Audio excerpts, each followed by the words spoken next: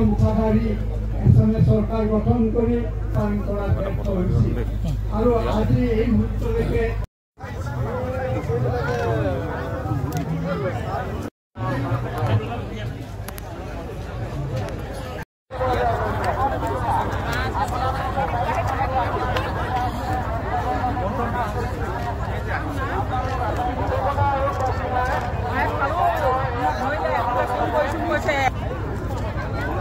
বন্ধু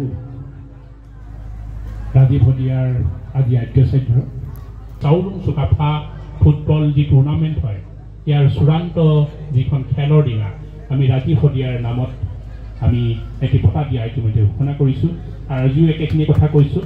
আমি প্ৰত্যেক বছৰে তেওঁক জীয়াই থাকিব লাগিব আমাৰ মাজত ৰাখিব লাগিব আৰু ইতিমধ্যে আমি 30 জানুৱাৰী দিনা বীৰ পাংৰাও প্ৰয়াত ৰাজীৱ শদিয়া গণশিল্পী নামত তেওঁক আমি ইতিমধ্যে বঁটা প্ৰদান কৰিছোঁ আৰু তাইপাৰ আমি বহুখিনি দায়িত্ব আছে কৰ্তব্য আছে আমি ৰাইজৰ লগত একলগ হৈ নিশ্চয় আগবাঢ়ি যাম আৰু শিল্পীৰ বিষয়ে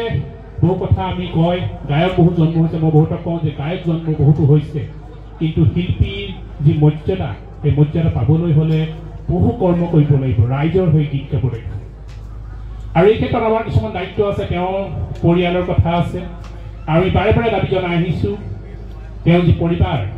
এই পৰিবাৰক এটি চৰকাৰী চাকৰি দিয়াৰ এটা ব্যৱস্থা কৰিবলৈ আমি চৰকাৰক বাৰে বাৰে দাবী জনাই আহিছোঁ তেওঁৰ যি কণমানি ল'ৰা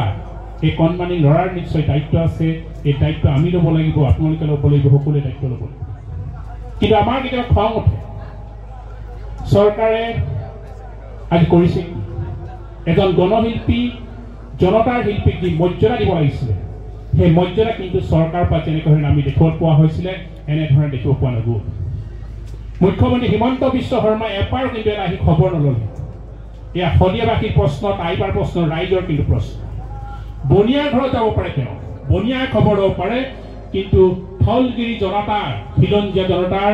গণশিল্পী এজনৰ কিন্তু খবৰ ল'বলৈ মুখ্যমন্ত্ৰী হিমন্ত বিশ্বৰ সময় নাই এয়া অতি পৰিতাপৰ বিষয় আমি এই প্ৰশ্ন মুখ্যমন্ত্ৰীক কিন্তু কৰিব লাগিব কিয় আহিব তেওঁ সময় নাপায় 5 লাখ টকা দি সামৰিলে নহ'ব তেওঁৰ দায়িত্ব 5 লাখ টকা শেষ হ'বলৈ বেছি দিন নালাগে তেওঁ আহি ক'ব লাগিছিলে তেওঁ পৰিবাৰক আমাৰ তৰফৰ পৰা চৰকাৰৰ তৰফৰ পৰা তেওঁ পৰিবাৰক আমাৰ তৰফৰ পৰা এটা চৰকাৰী চাকৰি দিয়া ব্যৱস্থা তেওঁ ইয়াত আহি ক'ব লাগিছিল বনিয়াৰ ঘৰত যাব পাৰে কিন্তু গণশিল্পীৰ ঘৰত কিন্তু আহিবলৈ সময় নাই এই কথাষাৰ ৰাইজে কিন্তু আজি মনত ৰাখিছে আৰু